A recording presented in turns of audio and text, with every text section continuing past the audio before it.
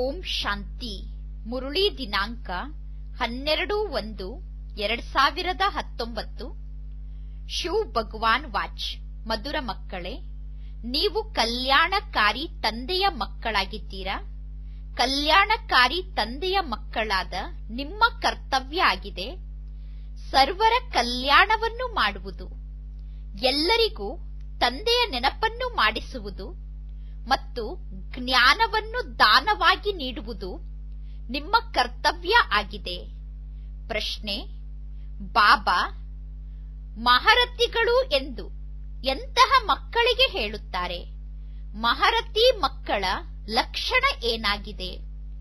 ಉತ್ತರ: ಯಾರು ಚೆನ್ನಾಗಿ ಓದುತ್ತಾರೆ ಮತ್ತು ಓದಿಸುತ್ತಾರೆ, ಯಾರ ಮೇಲೆ ಸದಾ ಬೃಹಸ್ಪತಿಯ ದಶೆ ಇರುತ್ತದೆ, ಯಾರ ಮೇಲೆ ಸದಾ ಗುರು ದಶೆ ಇರುತ್ತದೆ ಮತ್ತು ಯಾರು ತಮ್ಮ ಮತ್ತು ಸರ್ವರ ಉನ್ನತಿಯ ಬಗ್ಗೆ ಸದಾ ವಿಚಾರ ಮಾಡುತ್ತಿರುತ್ತಾರೆ, ಯಾರು ಯಜ್ಞ ಸೇವೆಗೋಸ್ಕರ ಮೂಳೆ ಮೂಳೆಯನ್ನು ಸವಿಸುತ್ತಾರೆ, ಯಾರು ತಂದೆಯ ಕಾರ್ಯದಲ್ಲಿ ಸದಾ ಸಹಯೋಗಿಗಳಾಗಿ ಇರುತ್ತಾರೆ, ಅವರಿಗೆ ತಂದೆ ಮಹಾರಥಿ ಮಕ್ಕಳು ಎಂದು ಕರೆಯುತ್ತಾರೆ.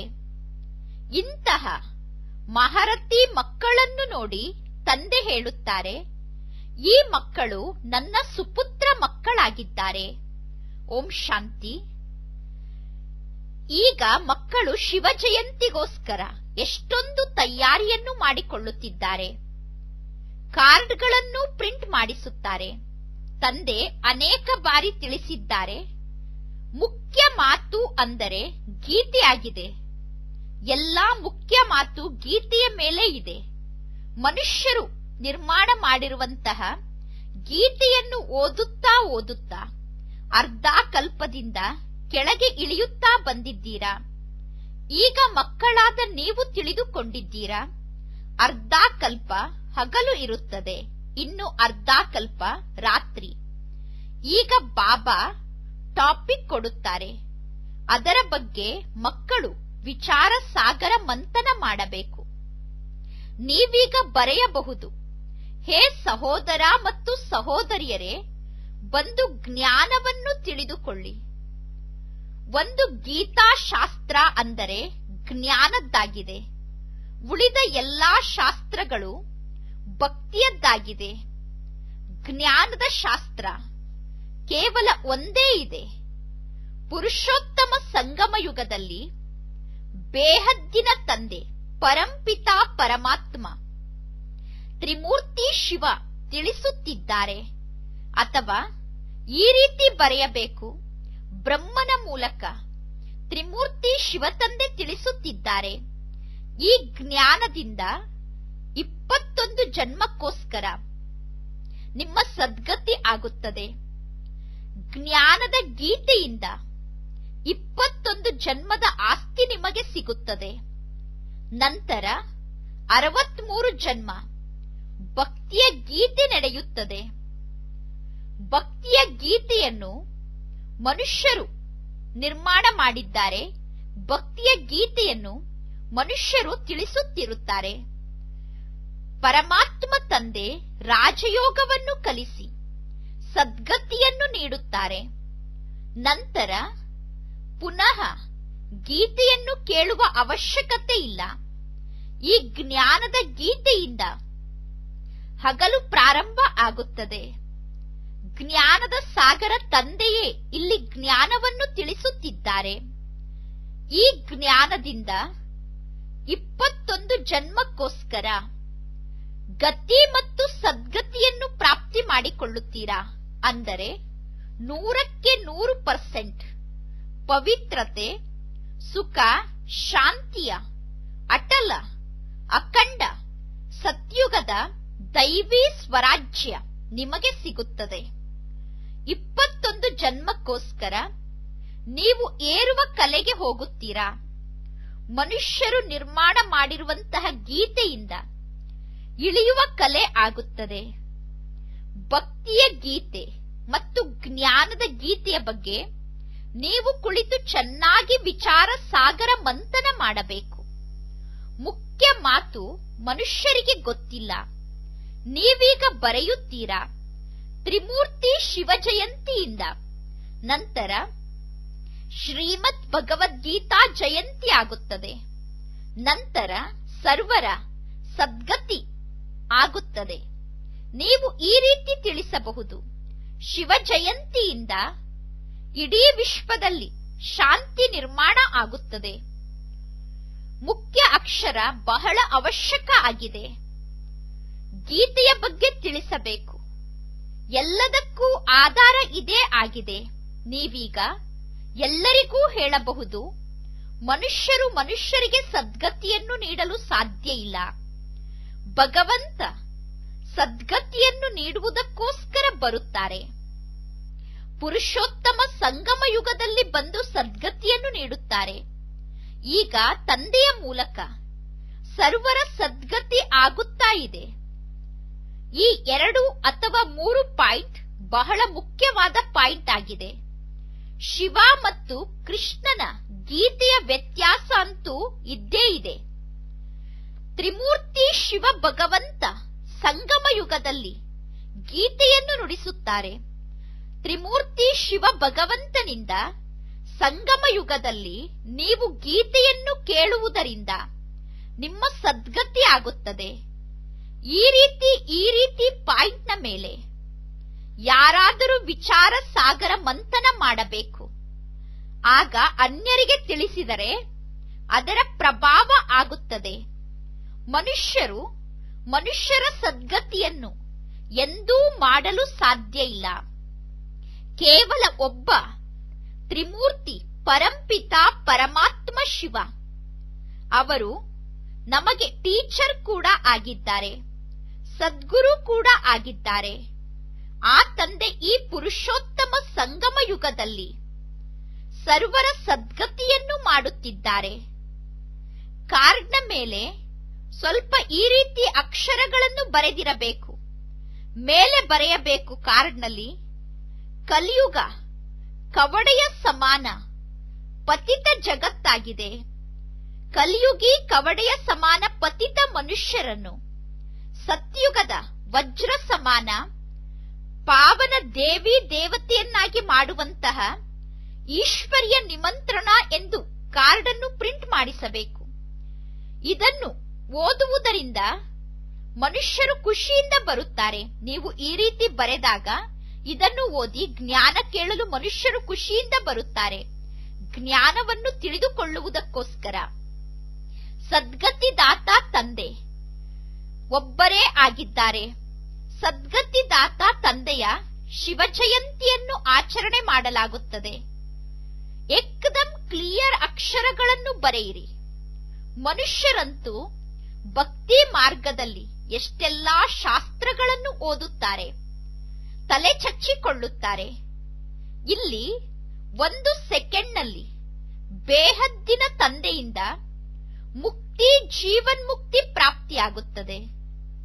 ಯಾವಾಗ ನಾವು ತಂದೆಗೆ ಮಕ್ಕಳಾಗಿ ಆ ತಂದೆಯಿಂದ ಜ್ಞಾನವನ್ನು ಪಡೆದುಕೊಳ್ಳುತ್ತೇವೆ, ಆಗ ಅವಶ್ಯವಾಗಿ ಜೀವನ್ಮುಕ್ತಿ ತಂದೆಯ ಮೂಲಕ ಪ್ರಾಪ್ತಿಯಾಗುತ್ತದೆ. ಮೊದಲು ಮುಕ್ತಿಗೆ ಹೋಗಿ ನಂತರ ಜೀವನ್ಮುಕ್ತಿಗೆ ಬರಬೇಕು. ಮೊದಲು ಮುಕ್ತಿಗೆ ಹೋಗುತ್ತೀರಾ, ನಂತರ ಯಾರು ಹೇಗೆ ಪುರುಷಾರ್ಥ ಮಾಡಿದ್ದಾರೋ ಆ ರೀತಿ ಅವರು ಅವಶ್ಯವಾಗಿ ಜೀವನ್ಮುಕ್ತಿಗೆ ಬರುತ್ತಾರೆ. ಎಲ್ಲರಿಗೂ ಜೀವನ್ಮುಕ್ತಿ ಅಂತೂ ಅವಶ್ಯವಾಗಿ ಸಿಗುತ್ತದೆ. ಆದರೆ ಕೆಲವರು ಜೀವನ್ಮುಕ್ತಿಯಲ್ಲಿ ಆದಿಯಲ್ಲಿ ಬರುತ್ತಾರೆ, ಕೆಲವರು ಜೀವನ್ಮುಕ್ತಿಯ ಅಂತಿಮ ಸಮಯದಲ್ಲಿ ಬರುತ್ತಾರೆ. ಮೊದಲು ಜೀವನ್ಮುಕ್ತಿಯಲ್ಲಿ ಸರ್ವರೂ ಬರುತ್ತಾರೆ, ನಂತರ ಸರ್ವರು ಜೀವನ ಬಂಧನದಲ್ಲಿ ಬರುತ್ತಾರೆ. ಇಂತಿಂತಹ ಮುಖ್ಯ ಪಾಯಿಂಟ್ ಅನ್ನು ಒಂದು ವೇಳೆ ಧಾರಣೆ ಮಾಡಿಕೊಂಡರೆ ನೀವು ಬಹಳಷ್ಟು ಸೇವೆಯನ್ನು ಮಾಡಬಹುದು. ಒಂದು ವೇಳೆ ತಂದೆಯ ಬಗ್ಗೆ ಅರ್ಥ ಮಾಡಿಕೊಂಡಿದ್ದೀರಾ ಅಂದರೆ ಅನ್ಯರಿಗೂ ತಂದೆಯ ಪರಿಚಯವನ್ನು ಕೊಡಿ. ಯಾರಿಗಾದರೂ ನೀವು ತಂದೆಯ ಪರಿಚಯವನ್ನು ಕೊಡುತ್ತಿಲ್ಲ ಅಂದರೆ ನಿಮಗೆ ಜ್ಞಾನ ಅರ್ಥ ಆಗಿಲ್ಲ ಎಂದು ಅರ್ಥ. ತಂದೆಯಂತೂ ತಿಳುವಳಿಕೆಯನ್ನು ನೀಡುತ್ತಾರೆ, ಆದರೆ ಅದೃಷ್ಟದಲ್ಲಿ ಇಲ್ಲ ಅಂದರೆ ಭಾಗ್ಯವನ್ನು ರೂಪಿಸಿಕೊಳ್ಳುವುದಿಲ್ಲ. ನಾವೀಗ ಕಲ್ಯಾಣಕಾರಿ ತಂದೆಯ ಮಕ್ಕಳಾಗಿದ್ದೇವೆ ಅಂದ ಮೇಲೆ ಸರ್ವರ ಕಲ್ಯಾಣವನ್ನು ಮಾಡಬೇಕು, ಎಲ್ಲರಿಗೂ ಜ್ಞಾನವನ್ನು ತಿಳಿಸಬೇಕು. ಆದರೆ ಅದೃಷ್ಟದಲ್ಲಿ ಇಲ್ಲ ಅಂದರೆ ಯಾರೂ ಏನೂ ಮಾಡಲು ಸಾಧ್ಯ ಇಲ್ಲ. ಇಲ್ಲದಿದ್ದರೆ ತಂದೆ ತಿಳಿದುಕೊಳ್ಳುತ್ತಾರೆ, ಇವರು ಬಾಯಿ ಮಾತಿಗೆ ಹೇಳುತ್ತಾರೆ ನಾವು ಶಿವತಂದೆಯ ಮಕ್ಕಳು ಎಂದು, ಆದರೆ ಕಲ್ಯಾಣಕಾರಿ ತಂದೆಯ ಮಕ್ಕಳಾದರೂ ಕೂಡ ಯಾರ ಕಲ್ಯಾಣವನ್ನೂ ಮಾಡುತ್ತಿಲ್ಲ ಎಂದು. ಶ್ರೀಮಂತರು ಅಥವಾ ಬಡವರು ಸರ್ವರ ಕಲ್ಯಾಣವನ್ನು ನೀವೀಗ ಮಾಡಬೇಕು, ಆದರೆ ಜ್ಞಾನವನ್ನು ಮೊದಲು ಬಡವರು ಅರ್ಥ ಮಾಡಿಕೊಳ್ಳುತ್ತಾರೆ, ಏಕೆಂದರೆ ಬಡವರಿಗೆ ಬಹಳಷ್ಟು ಸಮಯ ಇದೆ. ನಾಟಕದಲ್ಲಿ ಇದೇ ರೀತಿ ಫಿಕ್ಸ್ ಆಗಿದೆ. ಒಬ್ಬ ಶ್ರೀಮಂತರು ಈಗ ಬಂದು ಬಿಟ್ಟರೆ ಆ ಒಬ್ಬ ಶ್ರೀಮಂತರ ಹಿಂದೆ ಅನೇಕರು ಬರುತ್ತಾರೆ. ಈಗ ಒಂದು ವೇಳೆ ಇಂಥವರು ಹೋಗುತ್ತಾರೆ ಜ್ಞಾನ ಕೇಳಲು ಎಂದು ಶ್ರೀಮಂತರ ಮಹಿಮೆ ಆದರೆ ಅನೇಕರು ಜ್ಞಾನ ಕೇಳಲು ಬಂದು ಬಿಡುತ್ತಾರೆ. ಇದು ನಿಮ್ಮ ಈಶ್ವರ್ಯ ಪದವಿಯಾಗಿದೆ. ನೀವೀಗ ಸ್ವಯಂನ ಕಲ್ಯಾಣವನ್ನು ಮಾಡಿಕೊಳ್ಳುತ್ತೀರಾ ಮತ್ತು ಸರ್ವರ ಕಲ್ಯಾಣವನ್ನು ಮಾಡುತ್ತೀರಾ. ಯಾರು ತಮ್ಮ ಕಲ್ಯಾಣವನ್ನು ಮಾಡಿಕೊಳ್ಳುತ್ತಿಲ್ಲವೋ ಅವರು ಅನ್ಯರ ಕಲ್ಯಾಣವನ್ನೂ ಮಾಡಲು ಸಾಧ್ಯ ಇಲ್ಲ. ತಂದೆಯಂತೂ ಕಲ್ಯಾಣಕಾರಿ ಆಗಿದ್ದಾರೆ, ಸರ್ವರ ಸದ್ಗತಿದಾತ ಆಗಿದ್ದಾರೆ. ನೀವೀಗ ತಂದೆಗೆ ಸಹಯೋಗಿ ಆಗಿದ್ದೀರಾ. ನಿಮಗೆ ಗೊತ್ತಿದೆ, ಜಗತ್ತಿನಲ್ಲಿರುವಂತಹ ದಶೆಗಳು ಭಕ್ತಿ ಮಾರ್ಗದ ದಶೆಗಳಾಗಿದೆ. ಸದ್ಗತಿಯ ಮಾರ್ಗದ ದಶೆ ಒಂದೇ ಆಗಿದೆ. ಯಾರು ಚೆನ್ನಾಗಿ ಶಿಕ್ಷಣವನ್ನು ಓದುತ್ತಾರೆ ಮತ್ತು ಅನ್ಯರಿಗೆ ಓದಿಸುತ್ತಾರೆ ಅವರ ಮೇಲೆ ಬೃಹಸ್ಪತಿಯ ದಶೆ ಇರುತ್ತದೆ, ಅಂದರೆ ಗುರು ದಶೆ ಇರುತ್ತದೆ. ಅಂತಹ ಮಕ್ಕಳಿಗೆ ಮಹಾರಥಿಗಳು ಎಂದು ಕರೆಯಲಾಗುತ್ತದೆ. ನೀವೀಗ ನಿಮ್ಮ ಮನಸ್ಸನ್ನು ಕೇಳಿಕೊಳ್ಳಿ, ನಾನು ಮಹಾರಥಿ ಆಗಿದ್ದೇನಾ? ಇಂತಿಂತಹ ಮಹಾರಥಿಗಳ ಸಮಾನ ನಾನು ಸೇವೆಯನ್ನು ಮಾಡುತ್ತಿದ್ದೇನಾ? ಕಾಲಾಳುಗಳು ಎಂದೂ ಯಾರಿಗೂ ಜ್ಞಾನವನ್ನು ಹೇಳಲು ಸಾಧ್ಯ ಇಲ್ಲ. ಒಂದು ವೇಳೆ ನೀವು ಯಾರ ಕಲ್ಯಾಣವನ್ನೂ ಮಾಡುತ್ತಿಲ್ಲ ಅಂದರೆ ನೀವು ನಿಮ್ಮನ್ನು ಕಲ್ಯಾಣಕಾರಿಯ ತಂದೆಯ ಮಕ್ಕಳು ಎಂದು ಹೇಗೆ ಹೇಳಿಸಿಕೊಳ್ಳಲು ಸಾಧ್ಯ? ತಂದೆ ಮಕ್ಕಳಿಂದ ಪುರುಷಾರ್ಥ ಮಾಡಿಸುತ್ತಾರೆ. ಈ ಯಜ್ಞದ ಸೇವೆಯಲ್ಲಿ ಮೂಳೆ ಮೂಳೆಯನ್ನೂ ಸವಿಸಬೇಕು. ಇನ್ನು ಕೇವಲ ಊಟ ಮಾಡುವುದು, ಪಾನೀಯಗಳನ್ನು ಕುಡಿಯುವುದು, ಮಲಗುವುದನ್ನು ಮಾಡಿದರೆ ಅದು ಸೇವೆ ಆಯಿತೇನು? ಯಾರು ಈ ರೀತಿ ಊಟ ಮಾಡುತ್ತಾ ಮಲಗುತ್ತಾ ಸಮಯ ಕಳೆಯುತ್ತಾರೋ ಅವರು ಹೋಗಿ ಸತ್ಯುಗದಲ್ಲಿ ಪ್ರಜೆಗಳ ದಾಸದಾಸಿಯರಾಗುತ್ತಾರೆ. ತಂದೆ ಹೇಳುತ್ತಾರೆ, ಪುರುಷಾರ್ಥ ಮಾಡಿ ನರನಿಂದ ನಾರಾಯಣ ಆಗಿ. ಸುಪುತ್ರ ಮಕ್ಕಳನ್ನು ನೋಡಿ ತಂದೆಗೂ ಕೂಡ ಖುಷಿಯಾಗುತ್ತದೆ. ಲೌಕಿಕ ತಂದೆ ಕೂಡ ನೋಡುತ್ತಾರೆ, ಇವರು ಬಹಳ ಒಳ್ಳೆಯ ಪದವಿಯನ್ನು ಪಡೆದುಕೊಳ್ಳುವಂತಹ ಮಕ್ಕಳಾಗಿದ್ದಾರೆ ಅನ್ನುವುದನ್ನು ನೋಡಿದಾಗ ತಂದೆಗೆ ಖುಷಿ ಆಗುತ್ತದೆ. ಪಾರಲೌಕಿಕ ತಂದೆ ಕೂಡ ಇದೇ ರೀತಿ ಹೇಳುತ್ತಾರೆ. ಬೇಹದ್ದಿನ ತಂದೆ ಕೂಡ ಹೇಳುತ್ತಾರೆ, ನಾನು ನಿಮ್ಮನ್ನು ವಿಶ್ವದ ಮಾಲೀಕರನ್ನಾಗಿ ಮಾಡುವುದಕ್ಕೋಸ್ಕರ ಬಂದಿದ್ದೇನೆ. ಈಗ ನೀವು ಅನ್ಯರನ್ನೂ ಕೂಡ ತಂದೆಯ ಆಸ್ತಿಗೆ ಅಧಿಕಾರಿಯನ್ನಾಗಿ ಮಾಡಿ. ಇನ್ನು ಕೇವಲ ಹೊಟ್ಟೆಯನ್ನು ತುಂಬಿಸಿಕೊಳ್ಳುತ್ತಾ ಹೊಟ್ಟೆಯ ಪೂಜೆಯನ್ನು ಮಾಡಿಕೊಳ್ಳುತ್ತಾ ಸಮಯವನ್ನು ಕಳೆದರೆ ಏನು ಲಾಭ ಆಯಿತು? ಎಲ್ಲರಿಗೂ ಇದೇ ಮಾತನ್ನು ಹೇಳಬೇಕು, ಶಿವತಂದೆಯನ್ನು ನೆನಪು ಮಾಡಿ. ಭೋಜನವನ್ನು ಮಾಡುವ ಸಮಯದಲ್ಲಿ ಒಬ್ಬರು ಇನ್ನೊಬ್ಬರಿಗೆ ತಂದೆಯ ನೆನಪನ್ನು ಮಾಡಿಸಿ. ಎಲ್ಲರೂ ಹೇಳುತ್ತೀರಾ, ನನಗೆ ಶಿವತಂದೆಯ ಬಗ್ಗೆ ಬಹಳಷ್ಟು ಪ್ರೀತಿ ಇದೆ. ಇದಂತೂ ಸಹಜ ತಾನೆ, ಇದರಲ್ಲಿ ನಷ್ಟ ಆದರೂ ಏನಿದೆ? ಶಿವತಂದೆಯನ್ನು ನೆನಪು ಮಾಡುವ ಅಭ್ಯಾಸ ಆಗಿಬಿಟ್ಟಿತು ಅಂದರೆ ಭೋಜನವನ್ನು ಸ್ವೀಕಾರ ಮಾಡುವಾಗ ನೀವು ತಂದೆಯ ನೆನಪಿನಲ್ಲೇ ಇರುತ್ತೀರಾ. ದೈವಿ ಗುಣಗಳನ್ನು ಅವಶ್ಯವಾಗಿ ಧಾರಣೆ ಮಾಡಿಕೊಳ್ಳಬೇಕು.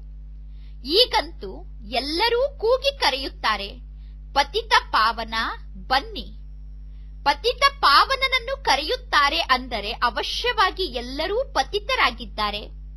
ಶಂಕರಾಚಾರ್ಯರೂ ಕೂಡ ಶಿವನನ್ನು ನೆನಪು ಮಾಡುತ್ತಾರೆ, ಏಕೆಂದರೆ ಆ ತಂದೆ ಪತಿತ ಪಾವನ ಆಗಿದ್ದಾರೆ.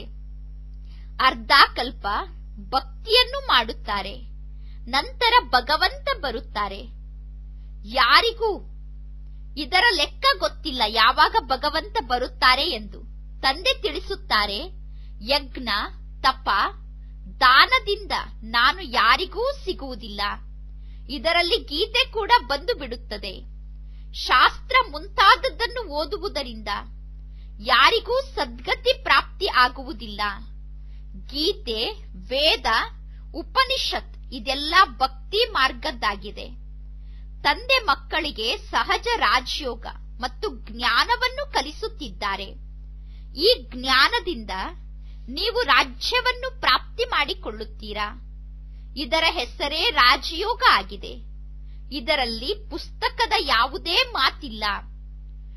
ಟೀಚರ್ ಓದಿಸುತ್ತಿದ್ದಾರೆ ಪದವಿಯನ್ನು ಪ್ರಾಪ್ತಿ ಮಾಡಿಸುವುದಕ್ಕೋಸ್ಕರ. ಅಂದ ಮೇಲೆ ತಂದೆಯನ್ನು ಅನುಕರಣೆ ಮಾಡಬೇಕು. ಎಲ್ಲರಿಗೂ ಹೇಳಬೇಕು, ಶಿವತಂದೆಯನ್ನು ನೆನಪು ಮಾಡಿ. ಶಿವತಂದೆ ಸರ್ವ ಆತ್ಮರ ತಂದೆ ಆಗಿದ್ದಾರೆ. ಶಿವತಂದೆಯ ನೆನಪಿನಿಂದ ವಿಕರ್ಮ ವಿನಾಶ ಆಗುತ್ತದೆ. ಒಬ್ಬರು ಇನ್ನೊಬ್ಬರಿಗೆ ತಂದೆಯನ್ನು ನೆನಪು ಮಾಡಿ ಎಂದು ಎಚ್ಚರಿಕೆ ಕೊಡಿ.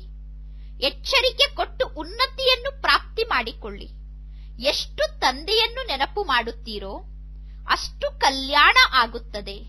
ನೆನಪಿನ ಯಾತ್ರೆಯಿಂದ ಇಡೀ ವಿಶ್ವವನ್ನು ನೀವು ಪಾವನ ಮಾಡುತ್ತೀರಾ. ತಂದೆಯ ನೆನಪಿನಲ್ಲಿದ್ದು ಭೋಜನವನ್ನು ತಯಾರು ಮಾಡಿ. ಆಗ ಭೋಜನದಲ್ಲಿ ಶಕ್ತಿ ಬರುತ್ತದೆ. ಅದಕ್ಕೋಸ್ಕರ ನಿಮ್ಮ ಈ ಬ್ರಹ್ಮ ಭೋಜನಕ್ಕೆ ಬಹಳಷ್ಟು ಮಹಿಮೆ ಇದೆ. ಜಗತ್ತಿನಲ್ಲಿರುವ ಭಕ್ತ ಜನರು ಭೋಗವನ್ನು ಇಡುತ್ತಾರೆ, ಅಂದರೆ ನೈವೇದ್ಯ ಇಡುತ್ತಾರೆ. ನೈವೇದ್ಯವನ್ನು ಇಟ್ಟು ರಾಮ ರಾಮ ಎಂದು ಜಪ ಮಾಡುತ್ತಿರುತ್ತಾರೆ. ರಾಮನ ನಾಮವನ್ನು ದಾನವಾಗಿ ನೀಡುತ್ತಾರೆ. ಈಗ ನಿಮ್ಮ ಬುದ್ಧಿಯಲ್ಲಿ ಗಳಿಗೆ ಗಳಿಗೆಗೂ ತಂದೆಯ ನೆನಪು ಇರಬೇಕು. ಬುದ್ಧಿಯಲ್ಲಿ ಸಂಪೂರ್ಣ ಜ್ಞಾನ ಇರಬೇಕು. ತಂದೆಯ ಬಳಿ ರಚನೆಯ ಆದಿ ಮಧ್ಯ ಅಂತ್ಯದ ಸಂಪೂರ್ಣ ಜ್ಞಾನ ಇದೆ. ಶ್ರೇಷ್ಠಾತಿ ಶ್ರೇಷ್ಠ ಭಗವಂತ ಒಬ್ಬರೇ ಆಗಿದ್ದಾರೆ. ನೀವೀಗ ಆ ತಂದೆಯನ್ನು ನೆನಪು ಮಾಡುತ್ತೀರಾ. ಆಗ ನೀವು ಶ್ರೇಷ್ಠ ಪದವಿಯನ್ನು ಪ್ರಾಪ್ತಿ ಮಾಡಿಕೊಳ್ಳುತ್ತೀರಾ. ತಂದೆಯ ನೆನಪಿನಿಂದ ಶ್ರೇಷ್ಠ ಪದವಿ ಸಿಗುತ್ತದೆ ಅಂದ ಮೇಲೆ ನಾವೇಕೆ ಅನ್ಯರನ್ನು ನೆನಪು ಮಾಡಬೇಕು? ತಂದೆ ಹೇಳುತ್ತಾರೆ, ಕೇವಲ ನನ್ನೊಬ್ಬನನ್ನೇ ನೆನಪು ಮಾಡಿ. ಉಳಿದ ಎಲ್ಲಾ ವ್ಯಕ್ತಿಗಳ ನೆನಪನ್ನು ಬಿಟ್ಟು ಬಿಡಿ. ಇದು ಅವ್ಯಭಿಚಾರಿ ನೆನಪಾಗಿದೆ. ಒಂದು ವೇಳೆ ನೆನಪು ಮಾಡುವ ಅಭ್ಯಾಸ ನಿಮಗೆ ಇಲ್ಲ ಅಂದರೆ ನಿಮ್ಮ ಸೀರೆಯ ಸೆರಗಿಗೆ ಗಂಟು ಹಾಕಿಕೊಳ್ಳಿ. ಆ ಗಂಟನ್ನು ನೋಡಿದಾಗ ತಂದೆ ನೆನಪು ಬರುತ್ತದೆ. ನಿಮ್ಮ ಉನ್ನತಿಗೋಸ್ಕರ ಈ ರೀತಿ ವ್ಯವಸ್ಥೆ ಮಾಡಿಕೊಳ್ಳಿ. ಶ್ರೇಷ್ಠ ಪದವಿಯನ್ನು ಪಡೆದುಕೊಳ್ಳಲು ಅವಶ್ಯವಾಗಿ ಪುರುಷಾರ್ಥ ಮಾಡಬೇಕು. ನಮ್ಮನ್ನೂ ಕೂಡ ಟೀಚರ್ ಅನ್ನಾಗಿ ಮಾಡುವಂತಹ ಶಿವತಂದೆ ನಮ್ಮ ಟೀಚರ್ ಆಗಿದ್ದಾರೆ. ನೀವೆಲ್ಲರೂ ಕೂಡ ಮಾರ್ಗದರ್ಶಕರಾಗಿದ್ದೀರಾ. ಗೈಡ್ ಆದ ನಿಮ್ಮ ಕೆಲಸ ಆಗಿದೆ ಎಲ್ಲರಿಗೂ ದಾರಿಯನ್ನು ತೋರಿಸುವುದು. ಮೊದಲು ಇಷ್ಟೆಲ್ಲಾ ಜ್ಞಾನ ನಮಗೆ ಗೊತ್ತಿರಲಿಲ್ಲ. ಎಲ್ಲರೂ ಹೇಳುತ್ತಾರೆ, ಮೊದಲು ಪಾಯಿ ಪೈಸೆಯ ಶಿಕ್ಷಣವನ್ನು ಓದುತ್ತಿದ್ದೆವು. ಅವಶ್ಯವಾಗಿ ಎಲ್ಲರೂ ಒಂದು ಪೈಸೆಯ ಶಿಕ್ಷಣ ಓದುತ್ತಿದ್ದರು. ನಾಟಕದ ಅನುಸಾರ ಕಲ್ಪದ ಮೊದಲಿನಂತೆ ಈಗ ನಾವು ಓದುತ್ತಿದ್ದೇವೆ. ಈಗ ಎಷ್ಟು ಶಿಕ್ಷಣ ಓದುತ್ತೇವೋ ಕಲ್ಪದ ನಂತರ ಕೂಡ ಅಷ್ಟೇ ಓದುತ್ತೇವೆ.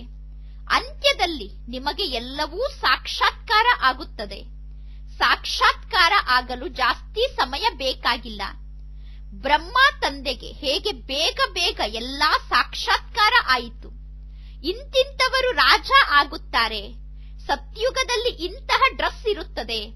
ಅದೆಲ್ಲ ಸಾಕ್ಷಾತ್ಕಾರ ಬ್ರಹ್ಮ ತಂದೆಗೆ ಆದಿಯಲ್ಲಿ ಆಯಿತು. ಆದಿಯಲ್ಲಿ ಬಹಳಷ್ಟು ಮಕ್ಕಳಿಗೆ ಸಾಕ್ಷಾತ್ಕಾರ ಆಗುತ್ತಿತ್ತು. ಈಗ ಪುನಃ ಅಂತ್ಯದಲ್ಲಿ ಬಹಳಷ್ಟು ಸಾಕ್ಷಾತ್ಕಾರ ಆಗುತ್ತದೆ. ನಂತರ ನೀವು ತಂದೆಯನ್ನು ನೆನಪು ಮಾಡುತ್ತೀರಾ. ಒಳ್ಳೆಯದು. ಮಧುರಾತಿ ಮಧುರ. ಅಗಲಿ ಹೋಗಿ ಮರಳಿ ಸಿಕ್ಕಿರುವ ಮಕ್ಕಳ ಪ್ರತಿ ಮಾತ್ಪಿತಾ ಬಾಪ್ತಾದರವರ ನೆನಪು, ಪ್ರೀತಿ ಹಾಗೂ ಸುಪ್ರಭಾತ. ಆತ್ಮಿಕ ಮಕ್ಕಳಿಗೆ ಆತ್ಮಿಕ ತಂದೆಯ ನಮಸ್ತೆ. ಆತ್ಮಿಕ ತಂದೆಗೆ ಆತ್ಮಿಕ ಮಕ್ಕಳ ನೆನಪು, ಪ್ರೀತಿ ಹಾಗೂ ನಮಸ್ತೆ ನಮಸ್ತೆ ನಮಸ್ತೆ. ಧಾರಣೆಗೋಸ್ಕರ ಮುಖ್ಯ ಸಾರ. ಫಸ್ಟ್ ಪಾಯಿಂಟ್, ಭೋಜನದ ಸಮಯದಲ್ಲಿ ಒಬ್ಬರು ಇನ್ನೊಬ್ಬರಿಗೆ ತಂದೆಯ ನೆನಪನ್ನು ಮಾಡಿಸಬೇಕು. ಊಟ ಮಾಡುವ ಸಮಯದಲ್ಲಿ ಒಬ್ಬರು ಇನ್ನೊಬ್ಬರಿಗೆ ತಂದೆಯ ನೆನಪನ್ನು ಮಾಡಿಸಿ, ತಂದೆಯ ನೆನಪಿನಲ್ಲಿದ್ದು ಭೋಜನವನ್ನು ಸ್ವೀಕಾರ ಮಾಡಿ. ಒಬ್ಬ ಶಿವ ತಂದೆಯ ಜೊತೆ ಸತ್ಯ ಪ್ರೀತಿಯನ್ನು ಇಟ್ಟುಕೊಳ್ಳಿ. ಸೆಕೆಂಡ್ ಪಾಯಿಂಟ್, ಯಜ್ಞ ಸೇವೆಗೋಸ್ಕರ ಮೂಳೆ ಮೂಳೆಯನ್ನು ಸವಿಸಿ ಯಜ್ಞದ ಸೇವೆಯನ್ನು ಮಾಡಿ. ತಂದೆಗೆ ಸಂಪೂರ್ಣ ಸಹಯೋಗಿಗಳು ಆಗಬೇಕು.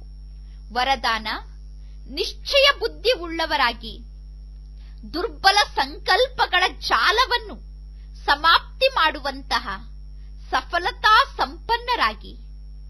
ಇಲ್ಲಿಯವರೆಗೂ ಕೂಡ ಬಹಳಷ್ಟು ಮಕ್ಕಳು ಇದೇ ದುರ್ಬಲ ಸಂಕಲ್ಪವನ್ನು ತಾವು ಸ್ವಯಂ ಇಮರ್ಜ್ ಮಾಡಿಕೊಳ್ಳುತ್ತಾರೆ. ನಾನೇನೋ ಯೋಚಿಸುತ್ತೇನೆ, ಆದರೆ ಈ ಕೆಲಸ ಆಗುತ್ತದೆಯೋ ಅಥವಾ ಇಲ್ಲವೋ ಗೊತ್ತಿಲ್ಲ, ಮುಂದೆ ಏನಾಗುತ್ತದೆಯೋ ಏನೋ, ನನಗೆ ಸಫಲತೆ ಸಿಗುತ್ತದೆಯೋ ಇಲ್ಲವೋ ಈ ಕಾರ್ಯದಲ್ಲಿ. ಈ ರೀತಿ ದುರ್ಬಲ ಸಂಕಲ್ಪಗಳನ್ನು ನಿರ್ಮಾಣ ಮಾಡುತ್ತಾರೆ. ಈ ದುರ್ಬಲ ಸಂಕಲ್ಪಗಳೇ ಅವರ ಸಫಲತೆಯ ಮಧ್ಯದಲ್ಲಿ ಒಂದು ದೊಡ್ಡ ಗೋಡೆ ಆಗಿಬಿಡುತ್ತದೆ ಮತ್ತು ಸಫಲತೆ ಆ ಗೋಡೆಯ ಒಳಗಡೆ ಮುಚ್ಚಿ ಹೋಗಿ ಬಿಡುತ್ತದೆ.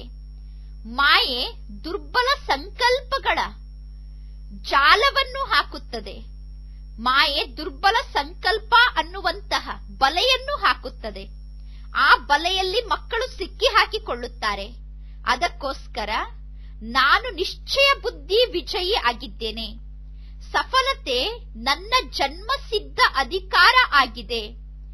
ಈ ಸ್ಮೃತಿಯಿಂದ ದುರ್ಬಲ ಸಂಕಲ್ಪವನ್ನು ಸಮಾಪ್ತಿ ಮಾಡಿ. ಶ್ಲೋಗನ್, ಮೂರನೆಯ ಜ್ವಾಲಾಮುಖಿ ನೇತ್ರ ಸದಾ ತೆರೆದಿರಬೇಕು.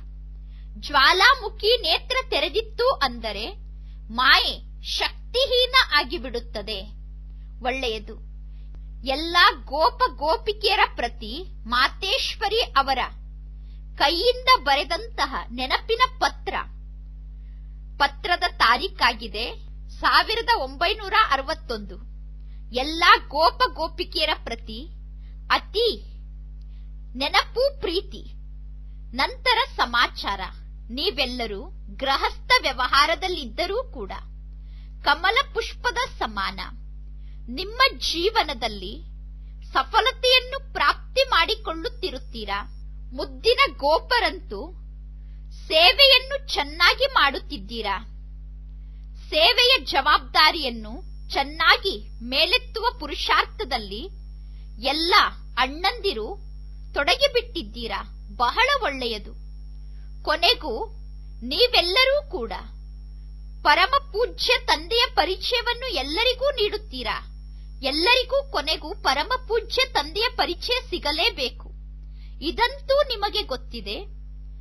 ಈ ಶ್ರೇಷ್ಠ ಪದವಿಯನ್ನು ಕೋಟಿಯಲ್ಲಿ ಕೆಲವರು ಮಾತ್ರ ಪ್ರಾಪ್ತಿ ಮಾಡಿಕೊಳ್ಳುತ್ತಾರೆ. ಆದರೆ ಇಂತಹ ಹೂಗಳು ಅವಶ್ಯವಾಗಿ ಹುಟ್ಟುತ್ತದೆ ತಾನೆ. ಒಳ್ಳೆಯದು. ಬಹಳ ತೀವ್ರ ಗತಿಯಿಂದ ಸೇವೆಯನ್ನು ವೃದ್ಧಿ ಮಾಡುತ್ತಾ ಹೋಗಿ. ಖಜಾನೆ ಅವಿನಾಶಿ ಜ್ಞಾನದನದ್ದು ಬಹಳ ಸುಂದರವಾದಂತದ್ದಾಗಿದೆ, ಭಿನ್ನವಾದಂತದ್ದಾಗಿದೆ ಮತ್ತು ಅಪಾರ ಜ್ಞಾನದ ಖಜಾನೆ ನಿಮಗೆ ಪ್ರಾಪ್ತಿಯಾಗಿದೆ. ಏನೆಲ್ಲ ತಂದೆಯ ಮೂಲಕ ಜ್ಞಾನದ ಖಜಾನೆ ಮಕ್ಕಳಿಗೆ ಪ್ರಾಪ್ತಿ ಆಗುತ್ತಾ ಇದೆಯೋ ಮೊದಲು ಅದನ್ನು ಪ್ರಾಪ್ತಿ ಮಾಡಿಕೊಳ್ಳಿ. ಕೆಲವರು ಈ ಜ್ಞಾನದ ಖಜಾನೆಯನ್ನು ಪ್ರಾಪ್ತಿ ಮಾಡಿಕೊಂಡು ಜನ್ಮ ಜನ್ಮಾಂತರಕ್ಕೋಸ್ಕರ ಭರ್ಪೂರಾಗಿ ಬಿಡುತ್ತಾರೆ. ಜ್ಞಾನದ ಖಜಾನೆ ಇಂತಹ ವಸ್ತು ಆಗಿದೆ. ಈ ಜ್ಞಾನದಿಂದ ನೀವು ಸದಾ ಕಾಲಕ್ಕೋಸ್ಕರ ಭರ್ಪೂರಾಗಿ ಬಿಡುತ್ತೀರಾ. ಹೇಳಿ ಮುದ್ದಿನ ಗೋಪ ಗೋಪಿಕೆಯರೇ, ಈ ಮಾತಂತೂ ಸರಿ ತಾನೆ. ನೀವೆಲ್ಲ ಗೋಪ ಗೋಪಿಕೆಯರು ಅತೀಂದ್ರಿಯ ಸುಖದ ಜೀವನದ ಅನುಭವದಿಂದ ಜೀವನವನ್ನು ನಡೆಸುತ್ತಾ ಹೋಗಿ ನೋಡಿ ಮುದ್ದಿನ ಗೋಪ ಗೋಪಿಕೆಯರೇ, ನೀವೆಲ್ಲ ಬ್ರಾಹ್ಮಣ ಕುಲದ ವೃದ್ಧಿಯನ್ನು ಮಾಡುವುದರಲ್ಲೇ ಸರ್ವರ ಕಲ್ಯಾಣ ಇದೆ. ಈಗ ಈ ಬ್ರಾಹ್ಮಣ ಕುಲವನ್ನು ನೀವು ವೃದ್ಧಿ ಮಾಡುವುದರಿಂದ ಸರ್ವರ ಕಲ್ಯಾಣ ಆಗುತ್ತದೆ. ನಂತರ ಬ್ರಾಹ್ಮಣರು ಅವಶ್ಯವಾಗಿ ದೇವತೆಗಳಾಗುತ್ತಾರೆ. ಹೇಗೆ? ಯಾರಾದರೂ ತಮ್ಮ ಗೃಹಸ್ಥ ವ್ಯವಹಾರದಲ್ಲಿ ಇದ್ದರೂ ಕೂಡ ಬ್ರಾಹ್ಮಣ ಕುಲವಂಶಿಗಳಾಗಿ ಬ್ರಾಹ್ಮಣ ಕುಲದ ನಿಯಮದ ಅನುಸಾರ ನಡೆಯುತ್ತಿದ್ದಾರೆ. ಅಂದರೆ ಗೃಹಸ್ಥ ವ್ಯವಹಾರದಲ್ಲಿದ್ದರೂ ಕೂಡ ಪವಿತ್ರರಾಗಿ ಇರುತ್ತಾರೆ ಮತ್ತು ಪತಿ ಪತ್ನಿ ಇಬ್ಬರೂ ಕೂಡ ಒಬ್ಬ ತಂದೆಗೆ ಮಕ್ಕಳಾಗಿ ಇರುತ್ತಾರೆ. ಇಂತಹ ಪವಿತ್ರತೆಯನ್ನು ಗೃಹಸ್ಥದಲ್ಲಿರುವವರು ಧಾರಣೆ ಮಾಡಿಕೊಂಡಿದ್ದೀರ ತಾನೆ. ಇನ್ನು ಎಲ್ಲರಿಗೂ ಪರಂಪಿತ ಪರಮಾತ್ಮ ತಂದೆಯ ಡೈರೆಕ್ಷನ್ ಏನು ಸಿಗುತ್ತಿದೆಯೋ ಅದರಂತೆ ಎಲ್ಲಾ ಮಕ್ಕಳೂ ನಡೆಯಬೇಕು. ಈಗ ನಾವು ಎಲ್ಲರೂ ಶ್ರೀಮತದಂತೆ ನಡೆಯಬೇಕು. ಇದಕ್ಕೆ ಶ್ರೀಮತದಂತೆ ನಡೆಯುವುದು ಎಂದು ಕರೆಯಲಾಗುತ್ತದೆ.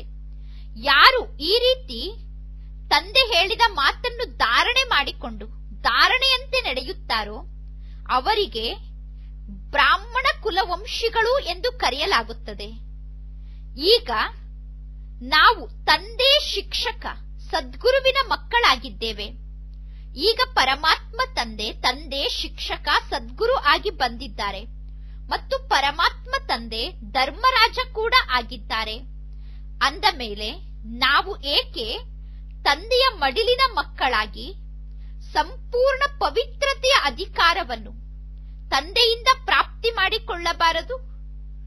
ಪವಿತ್ರತೆಯ ಅಧಿಕಾರವನ್ನು ಪ್ರಾಪ್ತಿ ಮಾಡಿಕೊಂಡರೆ ಭವಿಷ್ಯದಲ್ಲಿ ಸುಖ ಶಾಂತಿಯ ಸಂಪೂರ್ಣ ಅಧಿಕಾರ ಪ್ರಾರಬ್ಧದ ರೂಪದಲ್ಲಿ ನಮಗೆ ಪ್ರಾಪ್ತಿಯಾಗುತ್ತದೆ.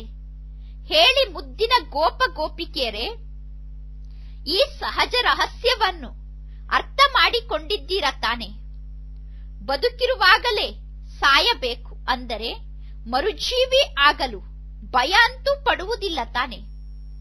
ಇಂದು ಈ ಪತ್ರವನ್ನು ಪ್ರತಿಯೊಬ್ಬರೂ ಕೂಡ ನನಗೋಸ್ಕರ ಮಾತೇಶ್ವರಿ ಅವರು ಬರೆದಿದ್ದಾರೆ ಎಂದು ನಿಮ್ಮ ಹೆಸರಿಗೆ ಈ ಪತ್ರ ಬಂದಿದೆ ಎಂದು ತಿಳಿದುಕೊಳ್ಳಿ ಮತ್ತು ನಿಮ್ಮ ಪತ್ರ ಎಂದು ತಿಳಿದುಕೊಂಡು ಓದಿ. ನಿಮಗೋಸ್ಕರ ಮಾತೇಶ್ವರಿ ಬರೆದಿರುವ ಪತ್ರ ಎಂದು ತಿಳಿದುಕೊಂಡು ಓದಿ ಅಥವಾ ಈ ಪತ್ರದ ಬಗ್ಗೆ ಕೇಳಿ. ಮತ್ತು ಮಾತೇಶ್ವರಿ ಅವರ ಪ್ರೀತಿಯನ್ನು ಕೂಡ ಪ್ರತಿಯೊಬ್ಬರು ತಮ್ಮ ಹೆಸರು ಸಹಿತವಾಗಿ ಪ್ರಾಪ್ತಿ ಮಾಡಿಕೊಳ್ಳಿ. ನನ್ನ ಹೆಸರನ್ನು ಹೇಳಿ ಮಾತೇಶ್ವರಿ ಅವರು ನನಗೆ ಪ್ರೀತಿ ಕಳಿಸಿದ್ದಾರೆ ಎಂದು ತಿಳಿದುಕೊಳ್ಳಿ. ಪ್ರತಿಯೊಬ್ಬ ಗೋಪ ಗೋಪಿಕೆಯರ ಪ್ರತಿ ಹೆಸರು ಸಹಿತವಾಗಿ ಮಾತೇಶ್ವರಿ ಅವರ ಅತ್ಯಂತ ಪ್ರೀತಿ ಒಳ್ಳೆಯದು. ನಿಮ್ಮ ಸೌಭಾಗ್ಯವನ್ನು ಶ್ರೇಷ್ಠವಾಗಿ ರೂಪಿಸಿಕೊಳ್ಳುವ ಪುರುಷಾರ್ಥದಲ್ಲಿ ತೀವ್ರ ವೇಗದಲ್ಲಿ ಮುಂದೆ ಹೋಗುವುದು ಅಂದರೆ ಕಲ್ಯಾಣಕಾರಿ ಆಗುವುದಾಗಿದೆ. ಈಗ ನಿಮಗೆ ಗೊತ್ತಿದೆ, ಸ್ವಯಂ ಪರಂಪಿತ ಪರಮಾತ್ಮ ಶ್ರೇಷ್ಠ ಆಸ್ತಿಯನ್ನು ಕೊಡಲು ಬಂದಿದ್ದಾರೆ. ಅಂದ ಮೇಲೆ ಆ ಆಸ್ತಿಯನ್ನು ಸಂಪೂರ್ಣ ಪಡೆದುಕೊಳ್ಳಬೇಕು. ಒಳ್ಳೆಯದು. ಎಲ್ಲರಿಂದ ಬೀಳ್ಕೊಡುಗೆಯನ್ನು ತೆಗೆದುಕೊಳ್ಳುತ್ತಿದ್ದೇನೆ. ಓಂ ಶಾಂತಿ. ಬ್ರಹ್ಮ ತಂದೆಯ ಸಮಾನ ಸಂಪನ್ನ ಆಗುವುದಕ್ಕೋಸ್ಕರ ಜನವರಿ ಮಾಸದ ವಿಶೇಷ ಪುರುಷಾರ್ಥ. ಹೇಗೆ ಬ್ರಹ್ಮ ತಂದೆ ಅನೇಕ ನನ್ನದು ಅನ್ನುವುದನ್ನು ಒಬ್ಬ ನನ್ನ ತಂದೆ ಅನ್ನುವುದರಲ್ಲಿ ಸಮಾವೇಶ ಮಾಡಿಬಿಟ್ಟರು. ನನ್ನವರು ಒಬ್ಬ ಶಿವ ತಂದೆ ಬಿಟ್ಟರೆ ಬೇರೆ ಯಾರೂ ಇಲ್ಲ ಎಂದು ತಿಳಿದುಕೊಂಡರು. ಇದೇ ರೀತಿ ತಂದೆಯನ್ನು ಅನುಕರಣೆ ಮಾಡಿ ಅದಕ್ಕೋಸ್ಕರ ಏಕಾಗ್ರತೆಯ ಶಕ್ತಿಯನ್ನು ವೃದ್ಧಿ ಮಾಡಿಕೊಳ್ಳಿ. ನಂತರ ಎಲ್ಲಿ ಬೇಕೋ ಅಲ್ಲಿ, ಹೇಗೆ ಬೇಕೋ ಹಾಗೆ, ಎಷ್ಟು ಸಮಯ ಬೇಕೋ ಅಷ್ಟು ಸಮಯ, ಹೇಗೆ ಬೇಕೋ ಹಾಗೆ ಮನಸ್ಸು ಏಕಾಗ್ರ ಆಗಿಬಿಡುತ್ತದೆ. ಈ ಏಕಾಗ್ರತೆಯ ಶಕ್ತಿಯಿಂದ ಸ್ವತಃ ಏಕರಸ ಸ್ಥಿತಿಯಲ್ಲಿರುವಂತಹ ಸೂಕ್ಷ್ಮ ದೇವತಾ ಸ್ವರೂಪದ ಅನುಭವ ನಿಮಗೆ ಆಗುತ್ತದೆ. ಒಳ್ಳೆಯದು. ಓಂ ಶಾಂತಿ.